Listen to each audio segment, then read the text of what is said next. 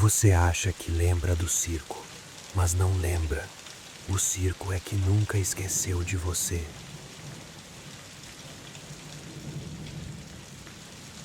Meu avô trabalhou 40 anos na manutenção de circos. Não nos picadeiros, nunca foi artista.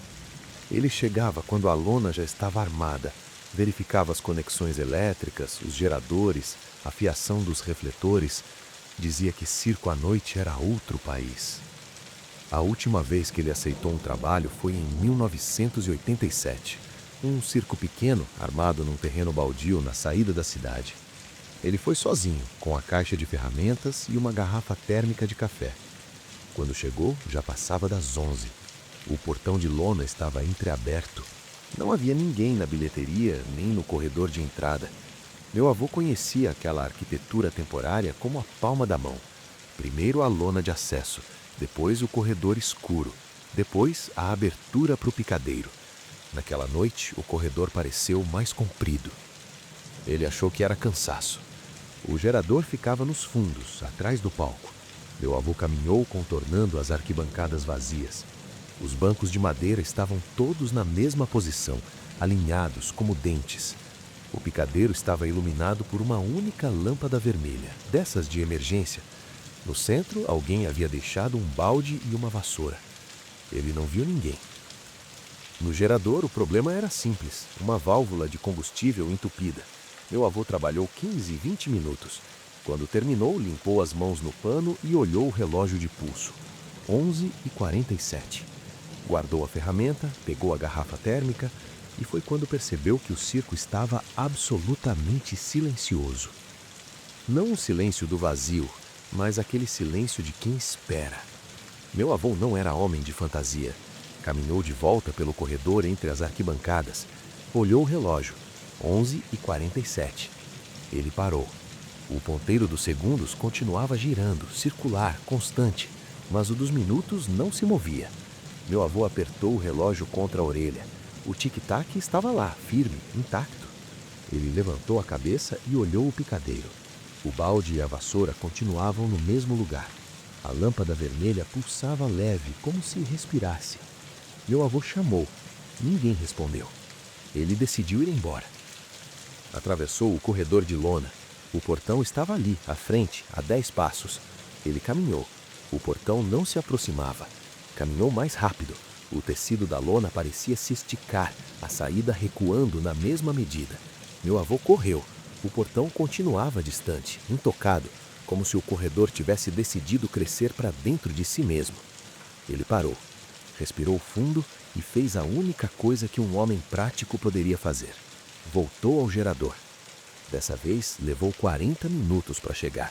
Não porque o caminho fosse mais longo, mas porque seus passos pareciam afundar no chão de terra batida, como se o circo estivesse aprendendo a absorvê-lo.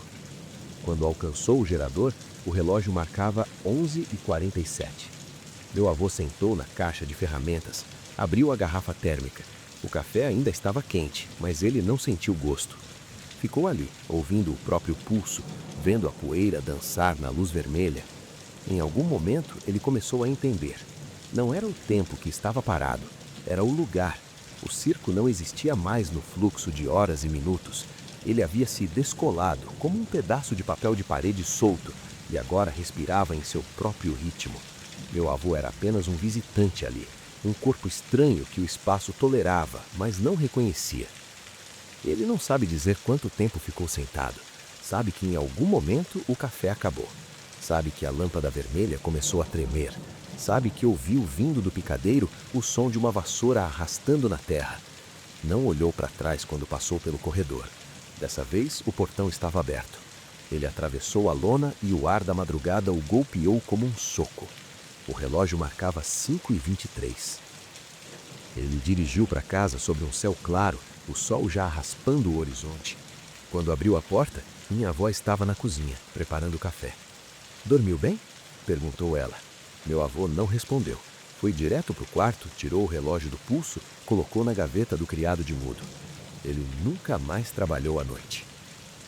Anos depois, quando me contou essa história, eu perguntei se ele tinha certeza do que viu. Meu avô me olhou por cima dos óculos, aquele olhar de quem já respondeu a pergunta 1000 vezes dentro da própria cabeça. Não sei se vi alguma coisa, disse ele, mas sei que o circo me viu. Hoje o relógio dele está na minha gaveta. De vez em quando acordo no meio da madrugada e escuto o tic-tac.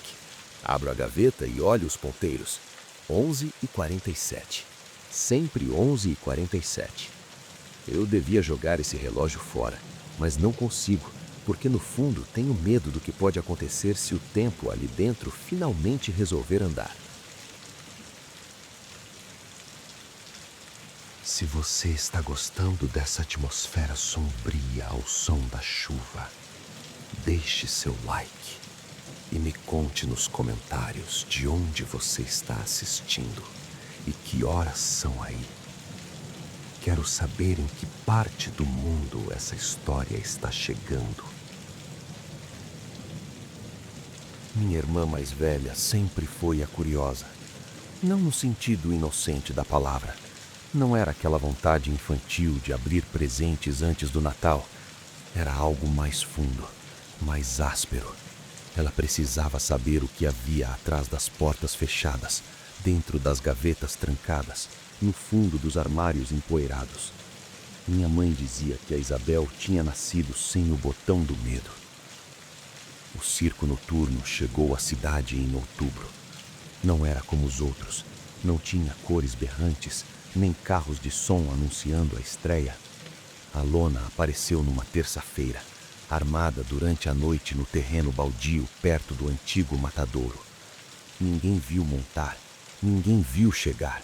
Simplesmente estava lá, como uma ferida que surge no corpo sem lembrar de ter se machucado. Isabel ficou fascinada no mesmo instante. Eu não. Eu sentia alguma coisa errada naquela lona cinzenta, naquela arquitetura que parecia maior por dentro do que por fora. Mas Isabel já estava decidida. Na sexta-feira, depois do jantar, ela disse que ia conhecer o circo. "Vem comigo", pediu. Eu recusei. Ela não insistiu. Voltou depois da meia-noite, os olhos muito abertos, a respiração curta. Não contou o que viu. Só disse que precisava voltar no dia seguinte, e no outro, e no outro. Na quarta visita, ela começou a fazer perguntas sobre o homem que engolia pregos. Na sétima, já sabia o nome de todos os artistas. Na 12ª noite, Isabel chegou em casa com um pequeno cartão branco. Não tinha endereço, não tinha telefone, apenas um desenho, uma tenda estilizada, o mastro central levemente inclinado. "Me convidaram para conhecer os fundos", ela disse. Aquilo acendeu um alarme dentro de mim. Perguntei o que significava conhecer os fundos. Isabel não soube explicar. Disse apenas que era um convite, que não se recebia um convite daqueles sem merecer. "E você merece?", perguntei. Ela sorriu. Um sorriso que não era exatamente dela. Na noite seguinte, minha irmã vestiu o casaco azul, calçou as botas e saiu. Fiquei na janela do quarto, vendo sua silhueta desaparecer na esquina. Pensei em correr atrás. Pensei em gritar para ela voltar. Fiquei parado. Não sei quantas horas se passaram. Sei que o relógio da sala bateu uma vez, depois duas, depois três. Sei que o café na minha xícara esfriou. Sei que em algum momento adormeci no sofá com a televisão ligada num canal fora do ar. Acordei com a luz do sol entrando pelas frestas da persiana. Isabel não tinha voltado. Minha mãe telefonou para o hospital, para a polícia, para a única vizinha que tinha telefone na época. Ninguém sabia de nada. Ninguém tinha visto uma moça de casaco azul entrando num circo. Quando meu pai foi até o terreno baldio, a lona cinzenta tinha desaparecido.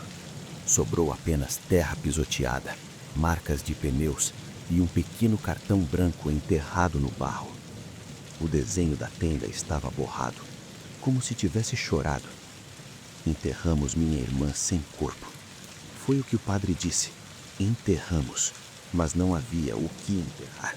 Apenas o casaco azul que encontramos no armário dela, pendurado no mesmo cabide de sempre. Minha mãe jurou que Isabel usou o casaco naquela noite. Eu também jurei, mas ali estava ele, intacto, os bolsos vazios. O tempo passou. Minha mãe deixou de perguntar, meu pai deixou de procurar. A cidade deixou de lembrar que um circo estranho uma vez armou lona perto do matadouro. Foi como se Isabel tivesse sido apagada, linha por linha, até restar apenas a fotografia na estante da sala. Mas eu não esqueci. E nos últimos meses, comecei a sentir alguma coisa mudando dentro de mim. No começo, eram apenas pensamentos vagos. O que haveria atrás daquela porta? O que estaria escrito naquele papel? Depois vieram os impulsos mais concretos. Abrir correspondências endereçadas a outra pessoa, folhear cadernos alheios, entrar em cômodos da casa onde eu não tinha motivo para estar. Semana passada, achei uma caixa de sapatos no fundo do guarda-roupa dos meus pais. Dentro, cartas antigas, fotografias amareladas, documentos que não me diziam respeito. Fiquei 2 horas remexendo aquilo, o coração acelerado, o suor escorrendo pelas costas. Não era curiosidade, era fome. Hoje à noite sonhei com Isabel. Ela estava sentada numa arquibancada vazia, as mãos apoiadas nos joelhos. O picadeiro à frente estava escuro. Ela olhou para mim com os olhos muito abertos, a respiração curta. Você também recebeu o convite, disse. Ela não era uma pergunta. Acordei com o cartão branco sobre o criador mudo. Não sei como chegou ali, não sei há quanto tempo está ali, mas sei o que o desenho representa. A tenda, o mastro central levemente inclinado. Sei também que não consigo jogá-lo fora. Minha mãe dizia que Isabel nasceu sem o botão do medo. Eu nasci com o meu intacto, funcionando perfeitamente. É ele que está gritando agora enquanto escrevo estas palavras.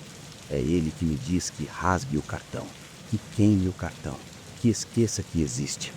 Mas meus dedos não obedecem, porque no fundo eu sempre quis saber o que havia atrás daquelas portas.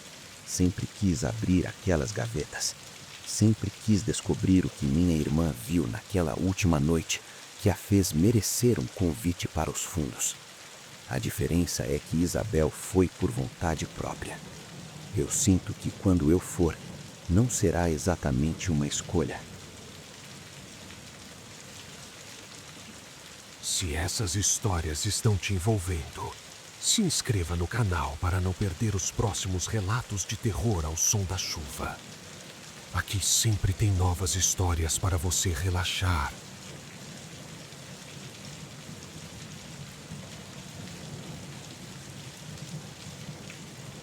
Me chamo Edgar e durante muito tempo acreditei que tudo podia ser explicado. Essa não era uma convicção religiosa ou filosófica, era apenas uma questão de evidências.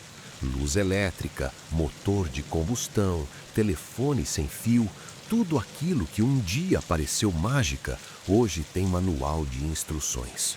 O sobrenatural, pensei durante anos, é apenas o natural que ainda não entendemos. Foi com essa certeza que levei meu gravador aos Circos Morpheus. O circo havia estacionado na periferia da cidade, num terreno onde antes funcionava uma fábrica de tecidos.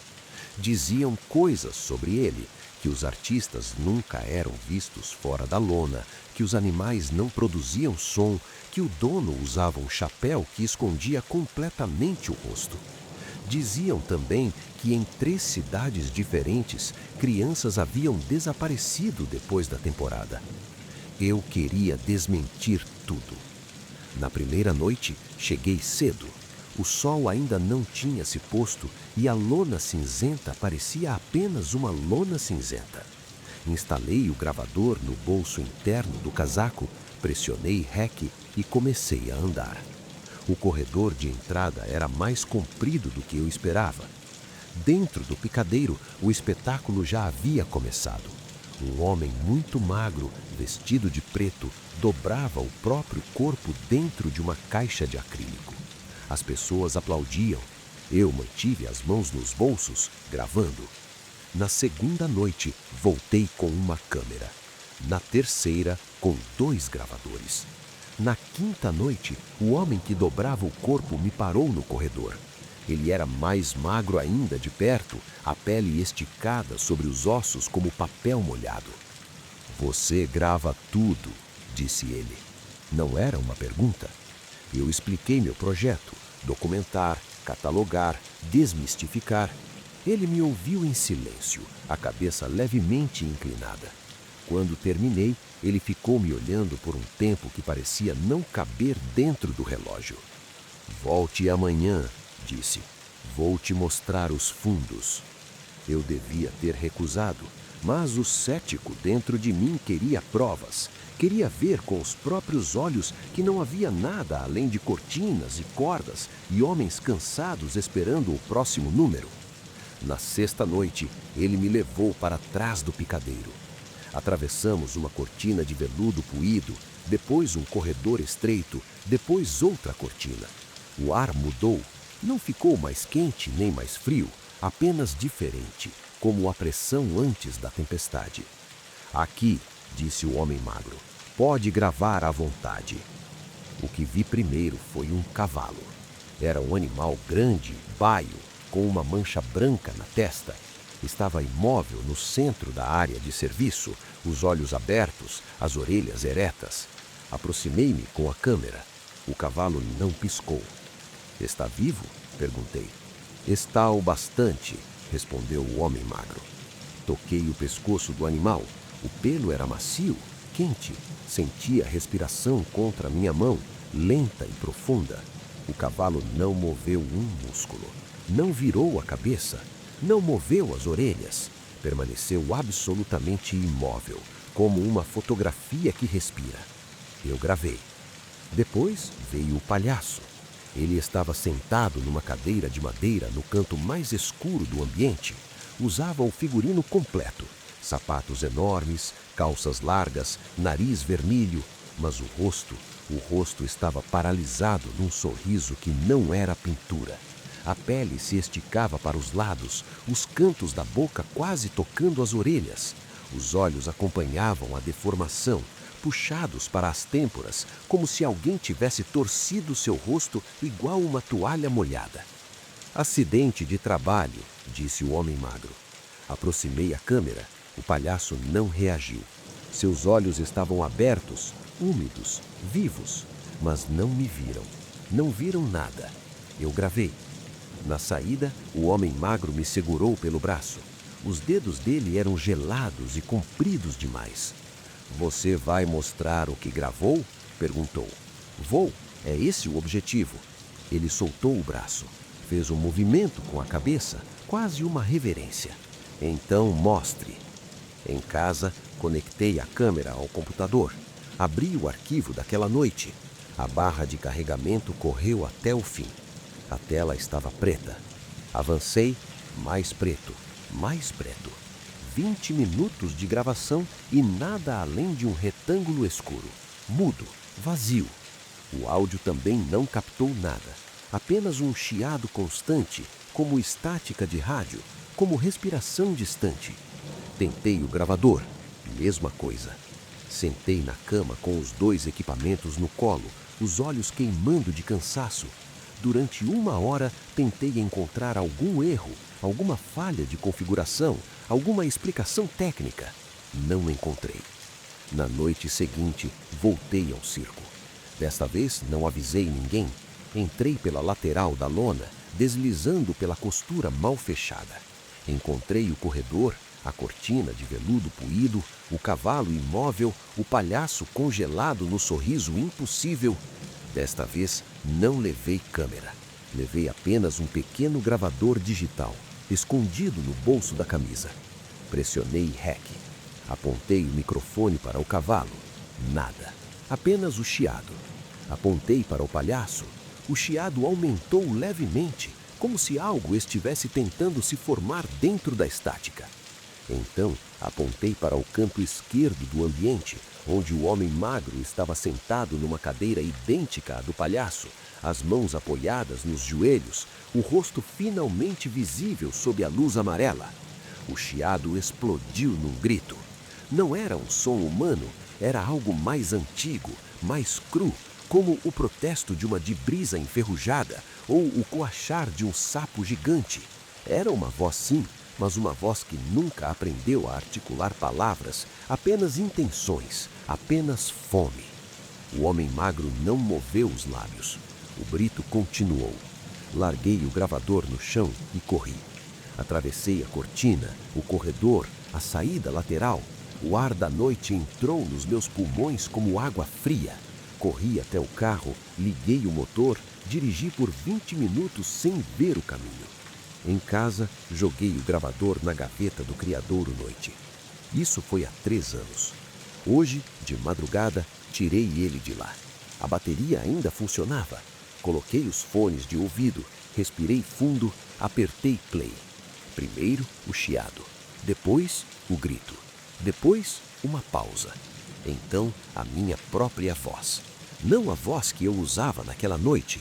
Outra voz, mais lenta, mais grave. A voz de alguém que aprendeu a esperar. Ela disse: "Você vai mostrar o que gravou?" Tirei os fones. O quarto estava silencioso. Meu coração batia tão forte que eu podia ouvir o sangue nos ouvidos. Não respondi.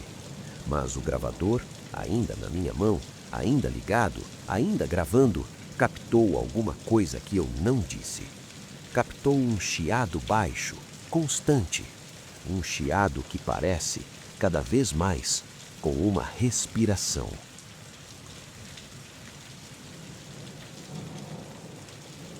O Circo Aurora chegou em maio.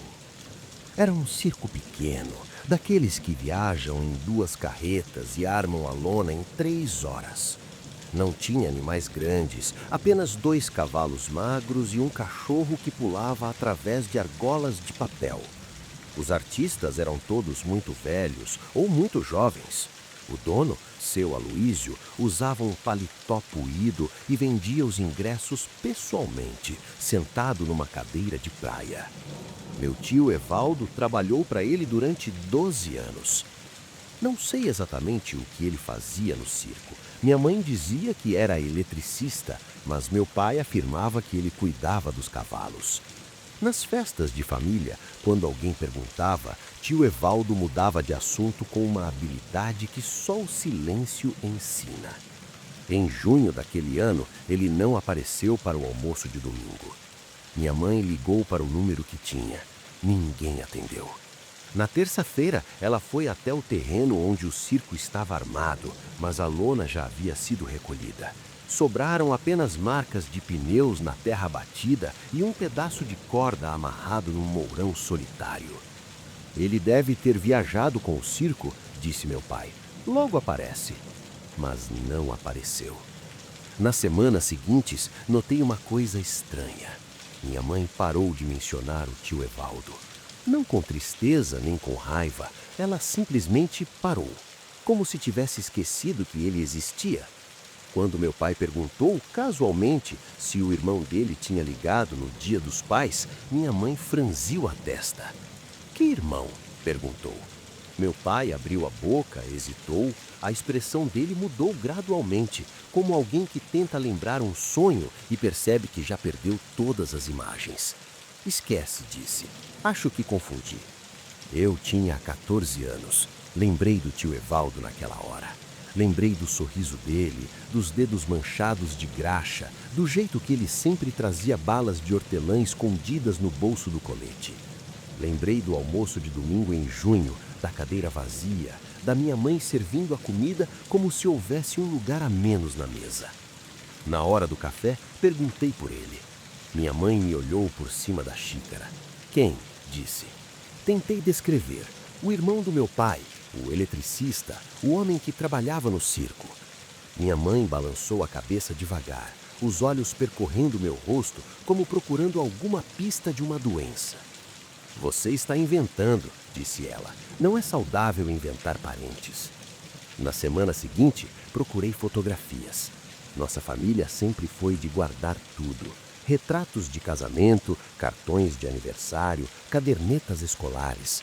Passei 3 horas remexendo álbuns, caixas de sapatos, gavetas de armário. Encontrei meu pai criança, meu avô moço, minha bisavó numa pose rígida diante de uma igreja. Não encontrei o tio Evaldo. Nem uma única fotografia, nem um documento, nem a caderneta de poupança que ele me deu no meu aniversário de 12 anos com R$ 20 dentro. Era como se ele tivesse sido apagado retroativamente, como se sua existência tivesse sido costurada para fora da linha do tempo. Eu devia ter deixado para lá, mas na noite de sábado acordei com uma certeza que não era minha. Levantei da cama, caminhei até a sala, abri o armário embaixo da escada. Lá no fundo, atrás da caixa de ferramentas e dos potes de tinta velha, encontrei um colete puído, cinzento, com manchas de graxa nos bolsos.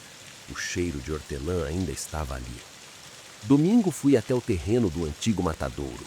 Não esperava encontrar nada. O circo havia partido há 2 meses e a prefeitura já tinha alugado o espaço para um vendedor de carros usados. Mas atrás do escritório de container, onde o capim crescia alto e seco, encontrei uma estaca de madeira fincada no chão. Nela, amarrado com um nó cego, um pedaço de corda desfiada. Fiquei ali por muito tempo, o sol descendo atrás dos carros usados, o vento levantando poeira do chão batido. Puxei a estaca. Ela saiu com facilidade, como se esperasse por isso. Levei para casa. Naquela noite, sonhei com meu tio.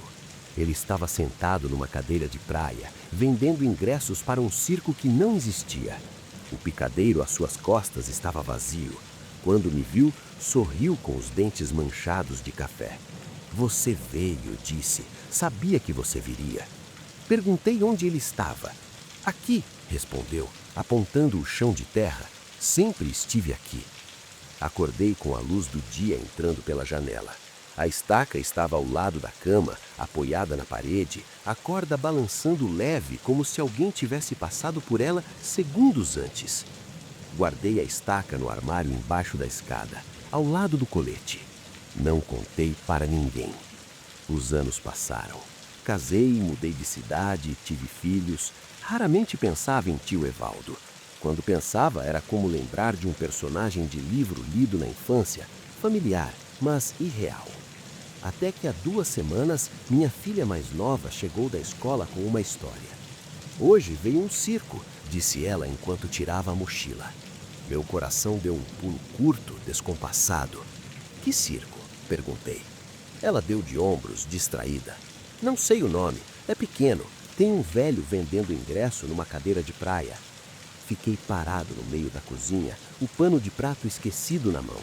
Minha filha já falava de outra coisa, a merenda, o dever de casa, o desenho que a professora elogiou. Ele é velho mesmo? Perguntei. O homem da cadeira? Ela me olhou como se a pergunta fosse muito estranha. É, disse. Bem velho, tem os dedos sujos. Respirei fundo.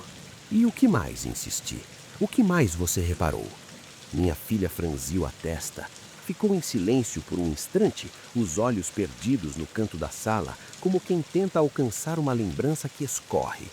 Não lembro, disse. Ele falou alguma coisa, mas não lembro o quê. Suspirei. Passei a mão na cabeça dela, obriguei meus dedos a não tremerem. Não faz mal, disse. Às vezes a gente esquece. Ela subiu para o quarto. Fiquei na cozinha, ouvindo os passos no piso de madeira, a porta fechando, o silêncio. Naquela noite, abri o armário embaixo da escada. O colete ainda estava lá, a estaca também. A corda desfiada continuava amarrada no mesmo nó cego, intacta, como se nenhum tempo tivesse passado. Peguei a estaca. Pesei na mão. Pensei no tio Evaldo sentado na cadeira de praia, vendendo ingressos para um picadeiro vazio. Pensei nele me esperando há 23 anos. Pensei no que minha filha disse. Ele falou alguma coisa, mas não lembro o quê. Coloquei a estaca de volta no armário.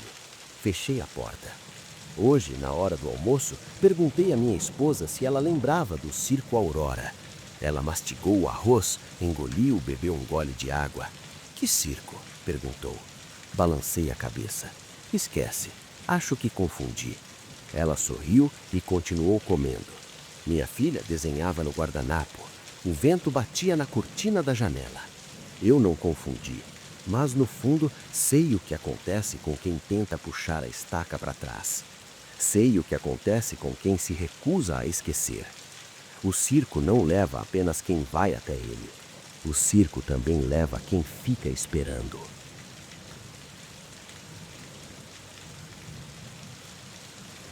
O circo Eclipse só funcionava depois da meia-noite. Essa era a primeira regra e a única que anunciavam. Os ingressos começavam a ser vendidos às 23 horas, mas as cortinas só se abriam quando o ponteiro grande encontrava o pequeno no topo do relógio. Eu ouvia falar desse circo desde criança. Histórias que os mais velhos contavam em tom de voz mais baixo, como quem compartilha segredo de adulto em frente às crianças. Nunca acreditei muito, mas também nunca esqueci. Quando finalmente decidi ir, era fevereiro. O verão estava no auge, o asfalto ainda soltava vapor das chuvas da tarde. Cheguei ao terreno baldio 15 minutos antes da abertura. Já havia fila. Não era uma fila comum. As pessoas aguardavam em silêncio, sem olhar para os lados, sem consultar o relógio. Permaneciam imóveis, os braços caídos, o olhar fixo na lona cinzenta. Comprei meu ingresso de um homem muito magro que usava um paletó puído e não sorriu nem quando agradeci. Dentro do picadeiro, encontrei um lugar na arquibancada de madeira. O espetáculo começou. Não me lembro dos números. Lembro de cores, de movimentos, de uma música que vinha de algum lugar que não era deste lugar. Lembro de um homem que engolia fogo, e quando abria a boca, a chama continuava acesa lá dentro, bruxulhando atrás dos dentes como uma segunda língua. Lembro de uma mulher que dobrava o próprio corpo dentro de uma caixa pequena demais, e quando a porta se fechava, ouvia-se um som úmido, um ajuste de ossos. Lembro principalmente do intervalo. Foi quando notei o tempo. Meu relógio marcava 12h15, a mesma hora que marcava quando entrei. Apertei o botão de iluminação. Os ponteiros estavam parados, firmes, como se tivessem desistido de avançar. Coloquei o relógio contra o ouvido. Silêncio. Olhei em volta. Ninguém mais parecia notar. As pessoas caminhavam devagar entre as barracas.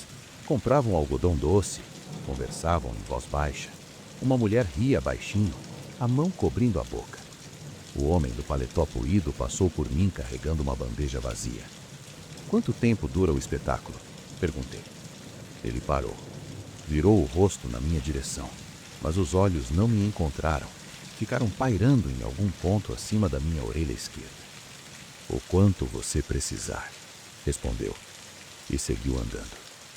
Na segunda parte do espetáculo, sentei mais perto do picadeiro. Dali eu podia ver os detalhes que antes estavam ocultos, o verniz descascado nos adereços, os remendos na lona, o cansaço nos rostos dos artistas quando acreditavam que ninguém estava olhando. O homem que engolia fogo voltou. Dessa vez, porém, ele não cuspiu a chama. Ficou com a boca aberta, a luz alaranjada iluminando seu queixo, sua garganta, o céu da boca.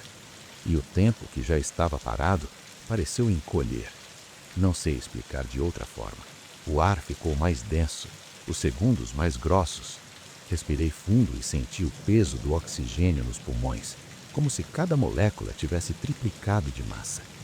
O homem engoliu a chama. Ela desceu lentamente por sua garganta, iluminando veias e cartilagens como um documentário científico, um esqueleto de luz viajando para dentro.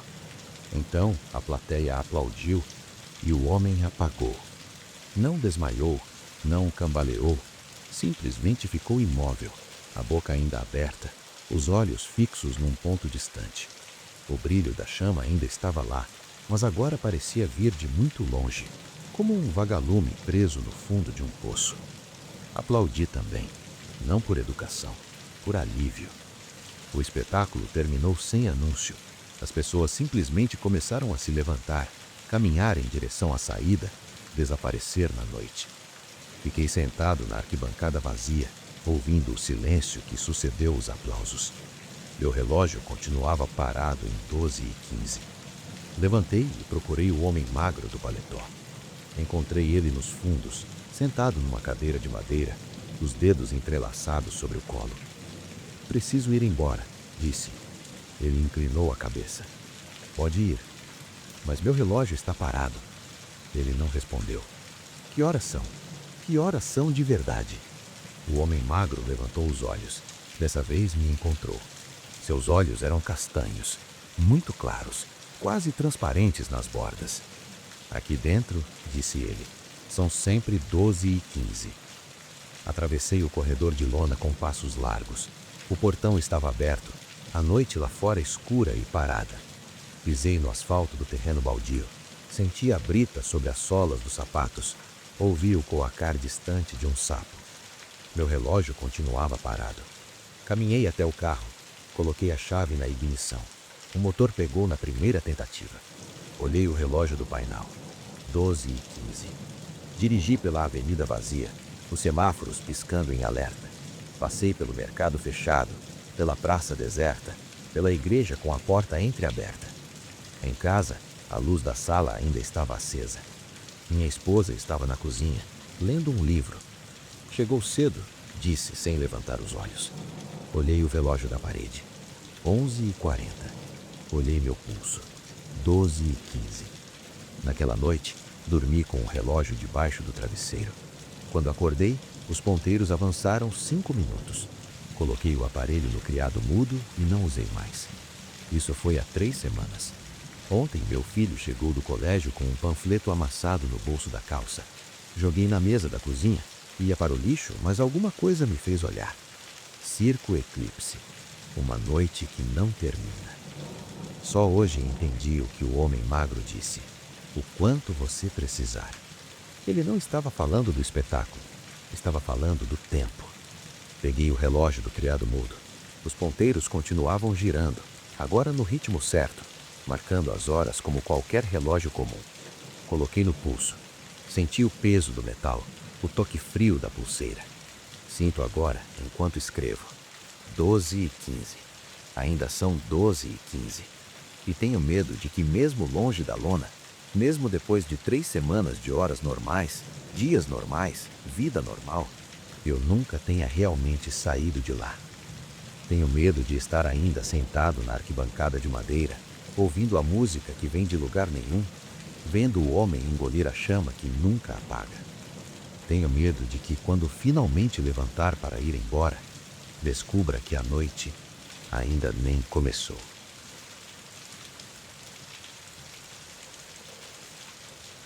O Circo das Sombras perdeu o dom de domador de leões em março.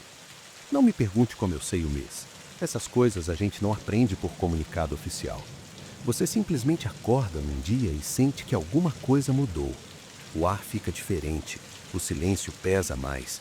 Os animais, mesmo os que não estão mais ali, parecem esperar por algo que não vem. Meu avô trabalhava na manutenção dos geradores. Era um homem prático, desses que consertam máquina com linha de costura e cera de vela. Mas quando o domador desapareceu, até ele sentiu. O circo ficou órfão, disse meu avô. Não é só o número que morre, é o equilíbrio. Eu tinha 10 anos e não entendia o que ele queria dizer com equilíbrio. Achava que era coisa de velho, poesia de quem já viveu muito. Mas meu avô não era poeta, era eletricista. O Severo se chamava Severo. Não sei se era nome verdadeiro ou nome de palco.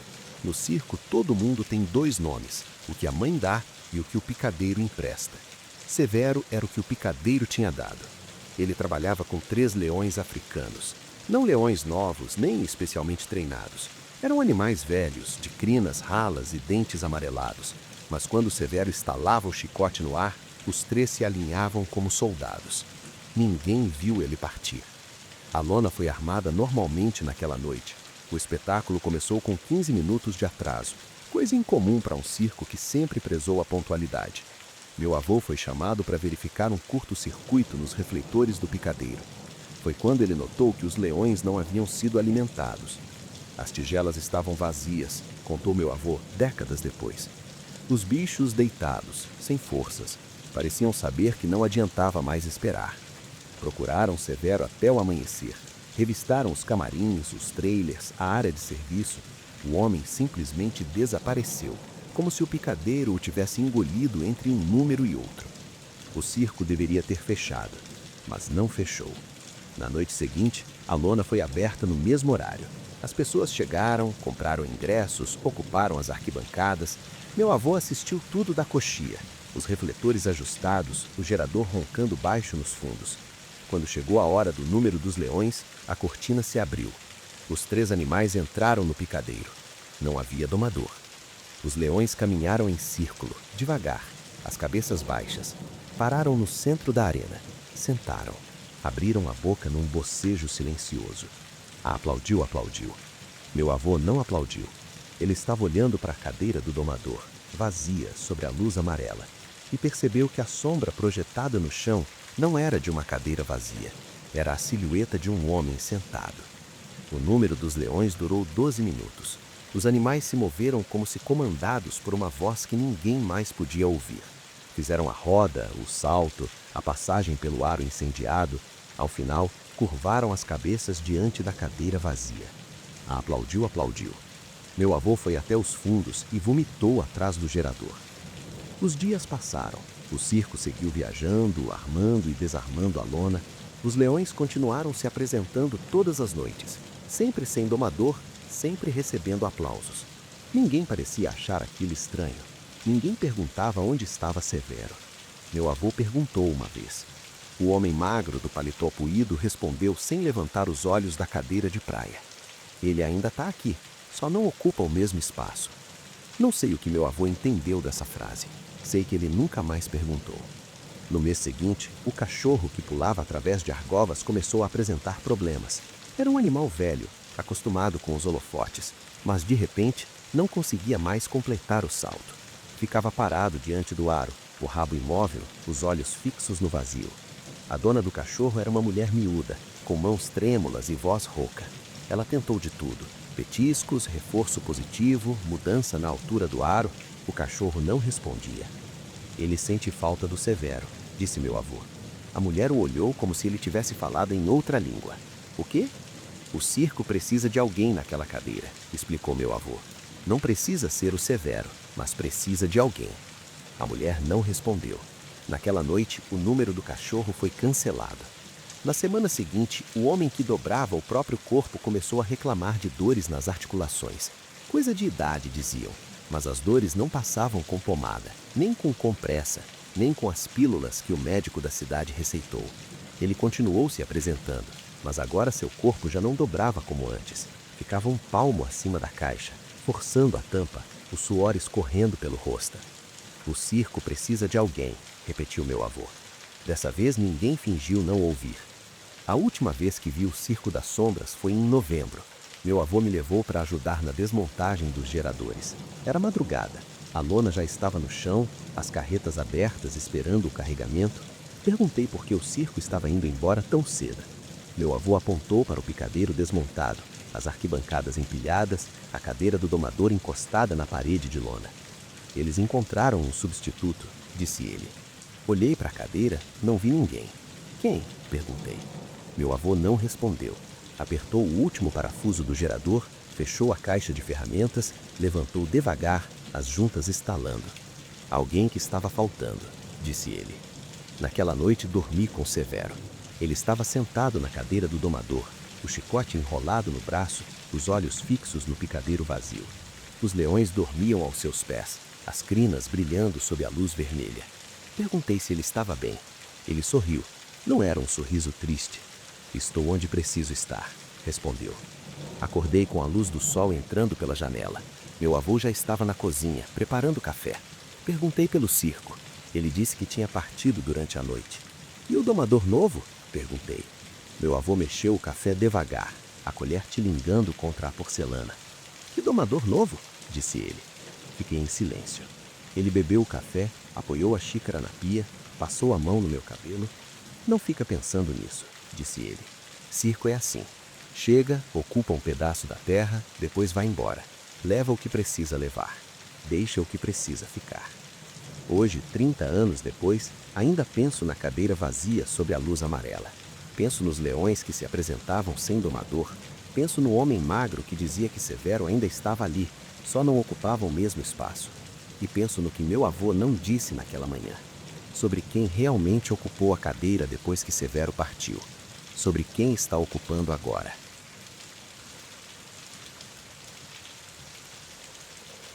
O homem que vendia os ingressos tentou me avisar 3 vezes.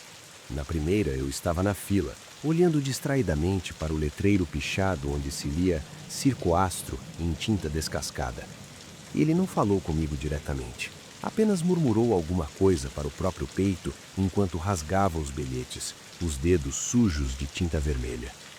"Não senta na primeira fila", disse ele. Pensei que fosse estratégia de venda. Primeira fila é mais cara. Talvez ele quisesse me empurrar um ingresso mais barato. Peguei o bilhete, agradeci, entrei. Sentei na terceira fileira. Na segunda vez foi no intervalo. Eu caminhava entre as barracas, sem rumo, sentindo o cheiro de algodão doce e óleo de máquina. O homem do ingresso estava encostado num poste de madeira, os braços cruzados, a aba do chapéu sombreando completamente o rosto. Passei por ele. Ele não se mexeu. "Não vai nos fundos", disse. Parei, virei. "Por que não?" Ele levantou o queixo. Por um instante, a luz do refletor varreu seu rosto. Pele cinzenta, olhos muito escuros, uma cicatriz fina que começava na têmpora e desaparecia dentro do gola do paletó. "Vou te dizer uma coisa", falou ele, "e depois disso não digo mais." Fiquei esperando. "Há 20 anos", disse ele, "eu entrei num circo muito parecido com este.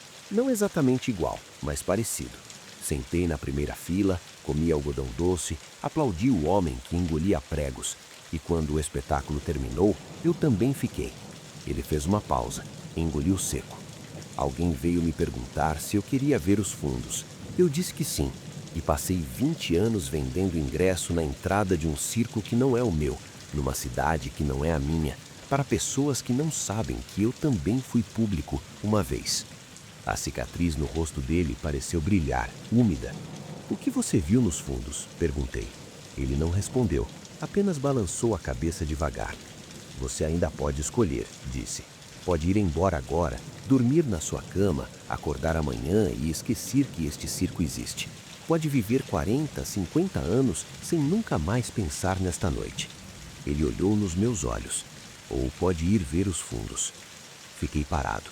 O vento parou, a lona parou de tremer, o silêncio se esticou como um elástico prestes a romper. "Quem é você?" perguntei. Ele abaixou o queixo. A sombra do chapéu voltou a cobrir seu rosto. "Meu nome era Roberto." "Era? Agora sou só o homem do ingresso." Ele se afastou, passos lentos sobre a terra batida. Antes de desaparecer na escuridão da coxia, virou a cabeça por cima do ombro. "Ainda bem que você não sentou na primeira fila", disse, e sumiu. Fiquei mais alguns minutos no picadeiro vazio. Depois caminhei até a saída, atravessei o portão de lona, pisei no asfalto do terreno baldio. A lua estava alta, redonda, muito branca. Dirigi para casa em silêncio, o rádio desligado, os vidros fechados. Quando entrei no apartamento, eram 3h20 da manhã. Deitei na cama vestido, olhando para o teto. Pensei no homem do ingresso. Pensei no nome dele, Roberto, que talvez fosse o verdadeiro ou talvez fosse outro empréstimo do picadeiro. Pensei nos 20 anos que ele passou na entrada daquele circo, avisando pessoas que não ouviam. Pensei que eu quase não ouvi. No dia seguinte, acordei tarde. Tomei café, fui trabalhar, respondi e-mails, almocei na mesa do escritório. À noite, jantei em frente à televisão. Uma vida absolutamente comum. Mas antes de dormir, abri a javela do criado mudo. Lá dentro, o bilhete amassado que comprei naquela noite. Olhei para ele por muito tempo. A tinta vermelha tinha borrado, quase ilegível, mas ainda dava para ler o nome do circo. Circo Astro. A data, ilegível. O número da fileira, 3. Deixei o bilhete na javela. Apaguei a luz. Na semana seguinte, o Circo Astro mudou de cidade. Eu soube porque passei em frente ao terreno baldio e só encontrei terra pisoteada e marcas de pneu. Fiquei ali um tempo, o motor do carro ligado, o ar-condicionado soprando frio na minha cara. Pensei em Roberto. Pensei que talvez ele estivesse agora na entrada de outro circo, em outra cidade, avisando outras pessoas para não sentar na primeira fila, para não ir aos fundos. Pensei que ele nunca mais ia dormir na própria cama. Hoje, 3 anos depois, encontrei o bilhete outra vez. Estava remexendo a javela atrás de um carregador velho e meus dedos tocaram no papel áspero. Puxei, olhei. A tinta tinha borrado mais ainda, mas agora, além do nome do circo e do número da fileira, havia alguma coisa escrita no verso. Uma letra miúda, trêmula, feita às pressas. Você ainda pode escolher. Segurei o papel por um longo tempo. Meu coração batia numa cadência estranha, descompassada. Pensei em rasgar, queimar, jogar no lixo. Em vez disso, guardei de volta na javela. Fechei e sentei na cama olhando para os meus próprios pés. Porque sei o que Roberto estava me dizendo. Sei o que ele aprendeu naquela noite, há 20 anos, quando decidiu ver os fundos. O aviso não era para quem já entrou. O aviso é para quem ainda está na porta. E eu ainda estou na porta. Tenho o bilhete na javela. Sei o caminho até o terreno baldio. Sei que, se quiser, posso dirigir até lá agora mesmo. Esperar o circo armar a lona, comprar um bilhete e sentar na primeira fila. Roberto me disse que eu ainda podia escolher, mas ele não disse por quanto tempo.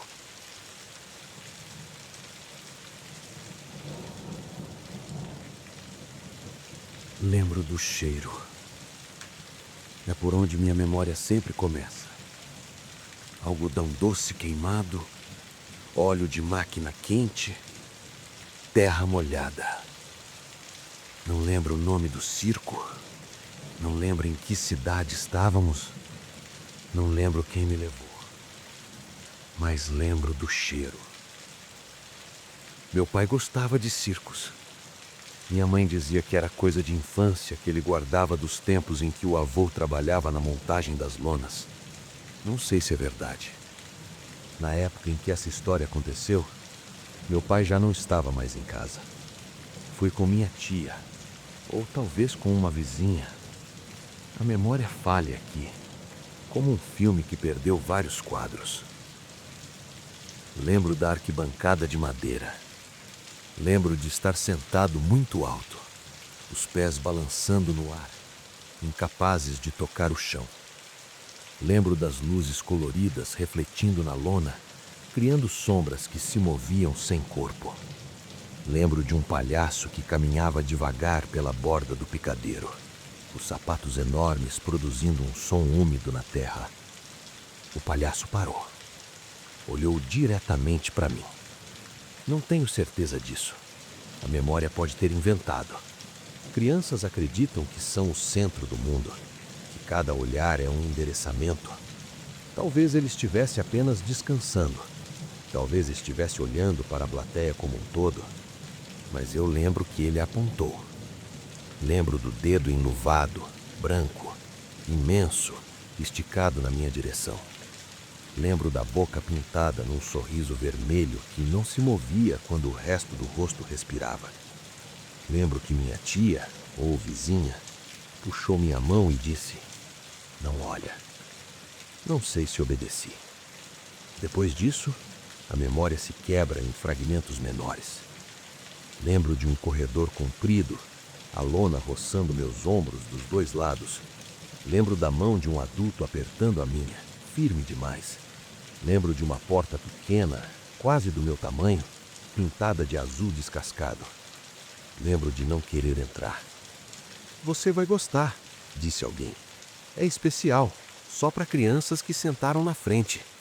Mentiram. Eu não gostei. O que havia atrás da porta azul não era um camarim, nem uma área de serviço, nem um lugar onde guardavam os animais. Era apenas uma sala vazia, redonda, sem janelas. No centro, uma cadeira. No chão, brinquedos. Carrinhos sem rodas, bonecas sem olhos, um cavalo de plástico com a crina arrancada. Objetos que já haviam sido amados, mas que o amor abandonou. Peguei um carrinho azul. Lembro disso com clareza. Um carrinho azul faltando a roda dianteira esquerda. A voz atrás de mim disse: "Pode ficar com ele." Não lembro de sair da sala. Não lembro de voltar para casa. Não lembro do rosto da pessoa que me levou. A memória simplesmente corta, como uma lâmina, e salta para semanas depois. Estou no quintal de casa. É tarde. O sol já se foi. Minha mãe me chamou para entrar 3 vezes. Estou sentado na grama seca, o carrinho azul na mão, empurrando ele devagar sobre os azulejos quebrados do caminho. Minha mãe abre a porta. Larga esse brinquedo velho e vem jantar. Olho para o carrinho. Ele está quente na minha mão, aquecido pelo contato, mas também parece frio por dentro, como se guardasse a temperatura da sala sem janelas. Não é velho, digo. É meu. Minha mãe não responde. Seus olhos ficam no carrinho por um segundo longo demais. Onde você arrumou isso? Não lembro. Tento lembrar. As imagens se embaralham. Lona, luzes, um palhaço apontando. Mas entre essas imagens e o carrinho na minha mão, há um vazio, um apagão. Não lembro, respondo. Minha mãe me puxa para dentro. O jantar esfria no prato. Naquela noite, ela guarda o carrinho no alto do armário da cozinha, longe do meu alcance. Amanhã a gente joga fora, disse. Mas não jogou. Domingo, encontrei o carrinho de volta no meu quarto. Estava ao lado da cama, apoiado na parede, a roda faltando virada para mim como um olho cego. Guardei na mochila. Levei para a escola. Mostrei para os amigos. Quebrado, disse um. Joga no lixo. Guardei de volta. Passei a infância inteira com aquele carrinho. Mudou de gaveta, mudou de caixa, mudou de casa. Em 1998, quando me casei, encontrei ele no fundo de uma sacola de roupas velhas. Coloquei na estante da sala. Minha esposa perguntou o que era. Um brinquedo, de quando eu era criança. Ela olhou para o carrinho, inclinou a cabeça. Você brincava com isso? Não, eu nunca brinquei. Apenas guardei. Como se guardasse uma prova, uma evidência, alguma coisa que confirmasse que aquela noite realmente aconteceu. 3 anos atrás, minha filha nasceu. Quando ela completou 2 anos, desci a caixa de brinquedos do sótão. Carrinhos, bonecas, blocos de montar, tudo que guardei ao longo da vida esperando esse momento. No fundo da caixa, encontrei o carrinho azul. A roda ainda faltava. Coloquei ele de lado, não dei para ela. Na semana passada, entrei no quarto da minha filha e encontrei o carrinho no chão ao lado do berço. Ela estava dormindo, os bracinhos abertos, a respiração lenta. Peguei o brinquedo, examinei.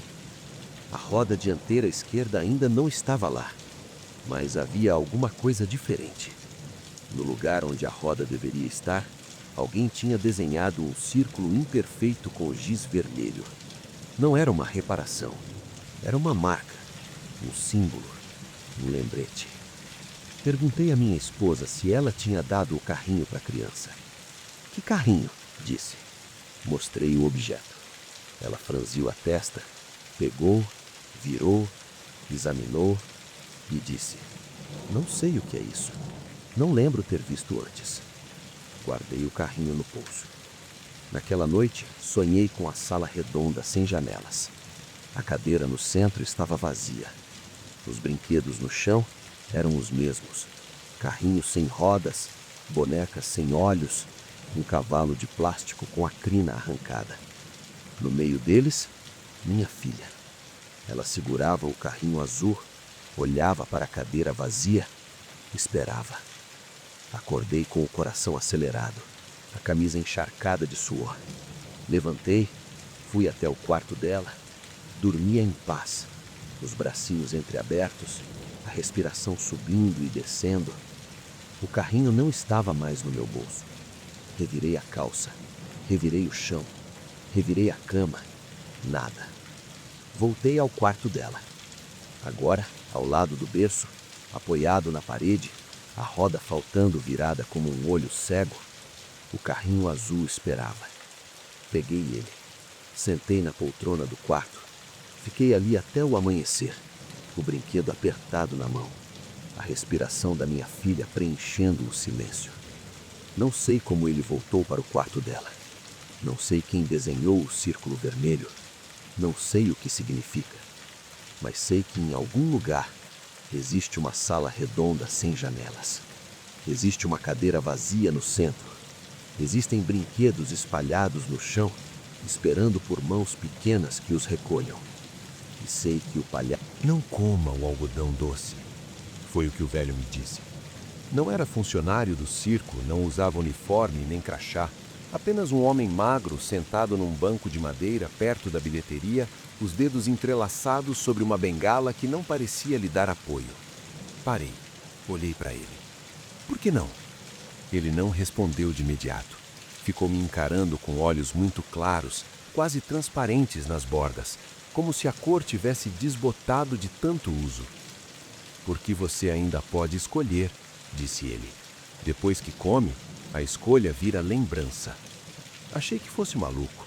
Velho de cidade pequena, desses que veem mistério em tudo. Agradeci com um aceno de cabeça e continuei andando. O Circo Estrela não era impressionante. Lona remendada em 3 lugares, arquibancada de madeira que rangeu quando sentei, refletores que piscavam em intervalos irregulares. Mas tinha alguma coisa nele que me puxava. Algo que não era exatamente nostalgia, nem curiosidade. Era mais como um fio invisível, daqueles que você só percebe quando já está enroscado. Comprei o algodão doce no intervalo. O carrinho era pintado de branco e vermelho, com detalhes dourados descascando nas bordas. A mulher atrás do balcão usava um vestido xadrez e luvas de renda. Suas mãos se moviam com precisão antiga, enrolando o açúcar em volta do cone de papel. Qual sabor? Perguntou. Tradicional. Ela sorriu. Não foi um sorriso educado. Foi um sorriso de quem sabe alguma coisa que você não sabe. O algodão doce era azul. Não azul de propaganda, daquele tom elétrico que parece mentira. Era um azul profundo, quase noturno, como o céu de fim de tarde quando o sol já se foi, mas a lua ainda não chegou. Olhei para ele no meu punho, o açúcar brilhando fraco sob as luzes amareladas. Bonito, comentei. A mulher não respondeu. Já atendia outro cliente. Levei o algodão doce de volta para a arquibancada. Fiquei olhando para ele durante boa parte do segundo ato. Um homem muito magro dobrava o próprio corpo dentro de uma caixa de acrílico. Uma mulher engolia fogo e quando abria a boca, a chama continuava acesa lá dentro. Um palhaço caminhava em círculo, os sapatos enormes produzindo um som úmido na terra. Mordi o algodão doce. O sabor não era doce. Não era salgado, nem amargo, nem azedo. Era simplesmente ausência. Como se minha boca esquecesse o gosto. Mastiguei, engoli e senti o açúcar descer pela garganta como uma coisa viva, pesada, úmida. O palhaço parou de andar. Virou o rosto na minha direção, a boca pintada num sorriso fixo, os olhos muito abertos. E por um instante tive a impressão nítida de que ele não estava me vendo, estava me reconhecendo. Levantei. O algodão doce ainda estava na minha mão. Um terço intacto, o azul agora mais escuro, quase preto nas bordas. Procurei uma lixeira. Não encontrei. Guardei no bolso. O espetáculo terminou sem anúncio. As pessoas simplesmente começaram a se levantar, caminhar em direção à saída, desaparecer na noite. Fiquei sentado, esperando. Não sei o quê. O velho da bengala apareceu ao meu lado. Comeu, disse ele. Não era pergunta. Comi. Ele suspirou. Um som seco, sem ar. Então agora é tarde. Tarde para quê? Ele não respondeu. Apoiou as 2 mãos na bengala, o peso do corpo inclinado para frente, os olhos fixos no picadeiro vazio. 7 anos atrás, disse ele, minha neta comeu algodão doce num circo muito parecido com este. Tinha 7 anos. Loira, sardenta, um riso que parecia campainha. Ela comeu e disse que estava gostoso. Perguntou se podia levar um pedaço para casa. Ele fez uma pausa. Engoliu seco. Na manhã seguinte, ela acordou e não lembrava o gosto do algodão doce. Na terceira semana, não sentia o gosto do chocolate. No segundo mês, não sentia mais gosto de nada. A comida entrava e saía. Combustível sem sabor, corpo sem memória. Ele me olhou. Seus olhos estavam úmidos. No sexto mês, ela me perguntou: Vó, como é gostar de alguma coisa? Fiquei em silêncio. Hoje, continuou ele, ela come tudo o que colocam na frente. Arroz, feijão, carne, doce, não faz diferença. O paladar morreu, mas o corpo continua com fome. Uma fome que nunca passa, porque ela não sabe mais quando está satisfeita. Ele se levantou. A bengala rangiu. O algodão doce não tira o gosto da boca, disse. Tira o gosto da vida. Naquela noite dormi mal. Sonhei com a menina loira de 7 anos sentada à mesa de uma cozinha que não conhecia. Diante dela, um prato cheio de algodão doce azul. Ela comia sem parar, os olhos fixos no centro da mesa.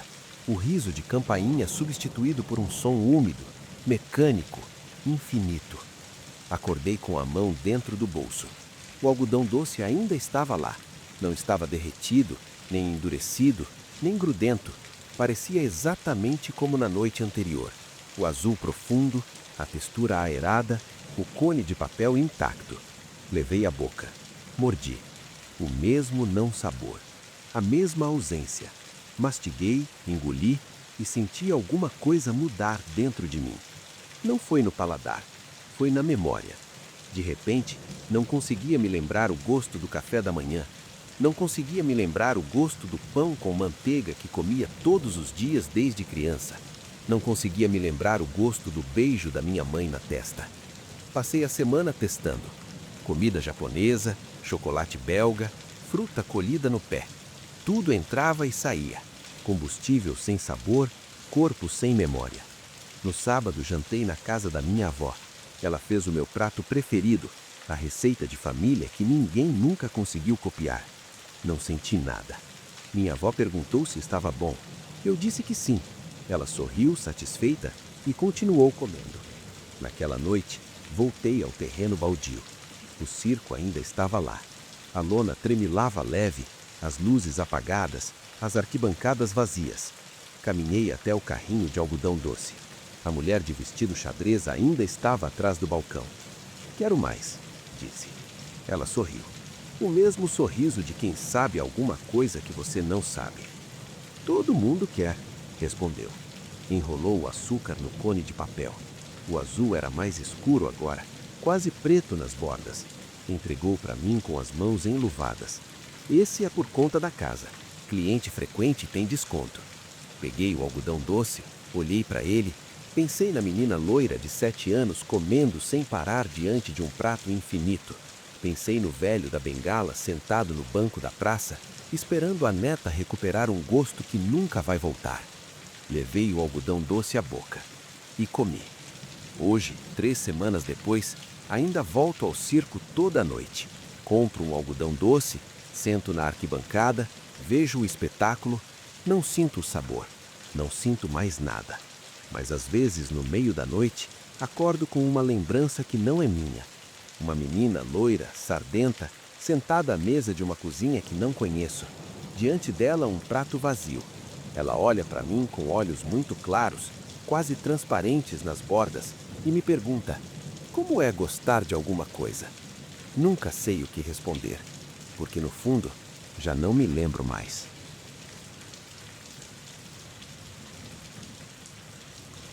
O Circo Aurora se instalava no mesmo terreno todo ano. Era uma tradição. Última semana de outubro, o terreno baldio atrás da antiga fábrica de tecidos. Meu avô dizia que aquilo vinha desde antes da guerra, que seu pai já contava histórias de assistir espetáculo naquele mesmo chão batido. O circo chegava, armava a lona, ficava 10 dias. Depois partia. E no outono seguinte estava de volta. Eu frequentei o Circo Aurora durante 23 anos. Conhecia cada parafuso da arquibancada, cada remendo na lona, cada rangido das tábuas sobre os sapatos. Sabia que o melhor lugar para ver o número dos cavalos era a 5ª fileira, lado direito. Sabia que o algodão doce do carrinho azul era mais doce que o do carrinho vermelho. Sabia que o homem magro que vendia os ingressos não falava com ninguém antes das 8 da noite. Sabia tudo, ou pensava que sabia. Foi no 24º ano que notei a primeira diferença. Cheguei cedo, como de costume. O sol ainda não tinha se posto e a lona estava parcialmente armada, as laterais presas por estacas de madeira. Caminhei até a entrada, acenei para o homem magro. Ele não acenou de volta. Não pensei muito. Talvez estivesse distraído, talvez não tivesse me reconhecido com a luz do dia. Entrei. O picadeiro estava vazio. As arquibancadas, vazias. A pista de areia impecavelmente varrida, sem uma única pegada. Fiquei ali por um momento, respirando o cheiro familiar de lona velha e terra molhada. Foi quando notei a cadeira. Era uma cadeira simples, de madeira, apoiada na borda do picadeiro. Nunca tinha visto ali antes. Não fazia parte do cenário, não era adereço de número. Era apenas uma cadeira, solitária, esperando. Aproximei. O assento estava gasto, marcado pelo uso de muitos corpos. O encosto levemente inclinado para trás, como se alguém tivesse se sentado ali por muito tempo. Toquei a superfície. Estava quente. Afastei a mão, olhei em volta. Ninguém. O homem magro continuava na entrada, imóvel como uma estátua. As cortinas do palco estavam fechadas. O silêncio era absoluto. Saí do picadeiro e fui para os fundos. O carrinho de algodão doce estava no mesmo lugar de sempre. A mulher do vestido xadrez também. Comprei um cone azul, mastiguei sem sentir gosto. Voltei para a arquibancada. A cadeira continuava lá. Naquela noite, assisti o espetáculo inteiro de olho na cadeira vazia. Ninguém sentou nela, ninguém mencionou ela. Quando o circo fechou à meia-noite, a cadeira continuava no mesmo lugar, intacta, esperando. No dia seguinte, ela tinha mudado de posição. Estava mais perto do centro do picadeiro. Não muito, uns 2 metros, mas eu sabia que não estava no mesmo lugar. Passei os dedos pelo assento, ainda quente. Você viu aquela cadeira? Perguntei ao homem magro. Ele levantou os olhos do livro de ponto. Que cadeira? Apontei. Ele seguiu a direção do meu dedo, franziu a testa, balançou a cabeça. Não sei do que você está falando. Olhei para trás. A cadeira estava vazia, óbvia, impossível de não ver. Ali, insisti, bem no meio do picadeiro. Ele me olhou por um longo tempo. Seus olhos eram muito escuros, quase pretos nas bordas. Já trabalhei neste circo há 40 anos. Conheço cada centímetro desta lona. Sei quando uma estaca está frouxa, quando um refletor vai queimar, quando um artista está doente. Nunca vi cadeira nenhuma no meio do picadeiro. Ele baixou os olhos para o livro de ponto. Talvez você precise descansar. Na terceira noite, a cadeira estava na primeira fileira. Na quarta, encostada na borda do picadeiro, tão perto que os artistas precisavam desviar para passar. Na quinta, quase no centro. Na sexta, exatamente no meio. Sentei. Não sei o que me levou a fazer aquilo. Cansaço, talvez, frustração, a certeza de que estava vendo algo que ninguém mais via, e isso me tornava de alguma forma responsável. Sentei na cadeira. A madeira gemeu. E o picadeiro mudou. Não foi uma mudança brusca, não houve luzes apagando ou cortinas caindo, apenas uma alteração sutil na perspectiva, como se o ar tivesse ficado mais denso, as cores mais vivas, os sons mais definidos. De repente, eu não estava mais assistindo ao espetáculo. Eu estava dentro dele. Os artistas passavam por mim sem me olhar. O homem que engolia fogo abriu a boca e a chama brilhou como uma segunda língua. Os cavalos galoparam em círculo, as crinas voando. O palhaço caminhou lentamente, os sapatos enormes produzindo um som úmido na terra. Nenhum deles me viu. Levantei. A cadeira gemeu de novo. Atravessei o picadeiro, passei pelas cortinas, caminhei até a entrada. O homem magro não estava mais no livro de ponto. Estava sentado numa cadeira de praia, os dedos entrelaçados sobre o colo. Você sentou. Sentei. Ele suspirou. Não era um som triste. Era o som de quem confirma uma suspeita antiga. Há quantos anos você vem aqui? 24. 24 anos sentado na mesma arquibancada, comprando o mesmo ingresso, assistindo ao mesmo espetáculo. Você nunca se perguntou por quê? Pensei. Não, nunca tinha perguntado. O circo não escolhe quem senta. O circo espera quem precisa ficar. Na 27ª noite, a cadeira não estava mais no picadeiro. Passei 1 hora procurando. Revistei cada fileira, cada coxia, cada camarim. Nada. Quando finalmente desisti, sentei na arquibancada no meu lugar de sempre, 5ª fileira, lado direito. O homem magro apareceu ao meu lado. Ela vai voltar, disse ele. Sempre volta. Onde está? Ele apontou para o centro do picadeiro. Ali, exatamente onde esteve desde o primeiro dia. Olhei. Não havia nada. Você só não está vendo mais, completou. Porque agora você entendeu. Entendi o quê? Ele não respondeu. Apenas se afastou, passos lentos sobre a terra batida, a silhueta desaparecendo na escuridão da coxia. O circo Aurora partiu no domingo. Fiquei no terreno baldio vendo as carretas se afastarem, a lona dobrada, as estacas empilhadas. O homem magro não estava na última fileira. A mulher do vestido xadrez não acenou da janela do trailer. O circo simplesmente se desfeito, peça por peça, e foi embora. Sobrou apenas a terra pisoteada e uma cadeira.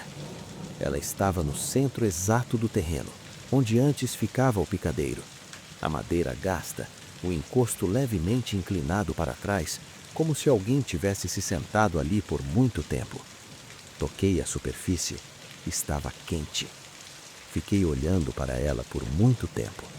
O vento levantou poeira, o céu escureceu, a noite chegou. Sentei. A madeira gemeu. O silêncio se esticou como um elástico prestes a romper, e pela primeira vez em 24 anos, entendi o que o homem magro tentava me dizer. O circo não escolhe quem senta. O circo espera quem precisa ficar. E eu, depois de 24 anos voltando sempre ao mesmo lugar, comprando o mesmo ingresso, ocupando a mesma fileira, eu sempre precisei. Só não sabia. Hoje, sentado nesta cadeira no meio do terreno baldio, vejo o outono chegar. As folhas secas cobrem a terra onde a lona costumava ficar. Os carros passam na avenida distante. As pessoas atravessam o descampado sem me olhar. Nenhuma delas vê a cadeira. Nenhuma delas me vê. Daqui a alguns dias, talvez semanas, o circo Aurora vai voltar. Vão armar a lona, esticar as cordas, fincar as estacas. O homem magro vai ocupar seu lugar na entrada. A mulher do vestido xadrez vai aquecer o açúcar no carrinho azul e o picadeiro vai renascer exatamente onde estou sentado. Quando isso acontecer, eles vão passar por mim como sempre passaram. O engolidor de fogo, o homem que dobra o corpo, os cavalos de crina voando, vão me ignorar como ignoraram todos os outros que vieram antes. Porque eu não sou mais público, não sou mais artista, sou apenas parte do cenário. A cadeira gemeu quando me levantei. Fiquei de pé olhando para a terra vazia. O outono soprava folhas secas em redemoinhos pequenos, distraídos. Não chorei. Não havia motivo. Afinal, eu ainda posso ver o espetáculo. Ainda posso ouvir a música que vem de lugar nenhum. Ainda posso sentir o cheiro de algodão doce queimado e óleo de máquina quente. A diferença é que agora, quando o circo partir, eu não vou embora. Vou ficar esperando, como sempre esperei, como sempre precisei. A cadeira está quente. O picadeiro está vazio. O outono sopra folhas secas. E eu espero. Ainda acordado? Então aproveita e deixa seu like, se inscreve no canal e comenta de onde você está assistindo. Mas calma, eu preparei mais um vídeo para tentar te fazer dormir. Ele já está na tela. Te espero lá.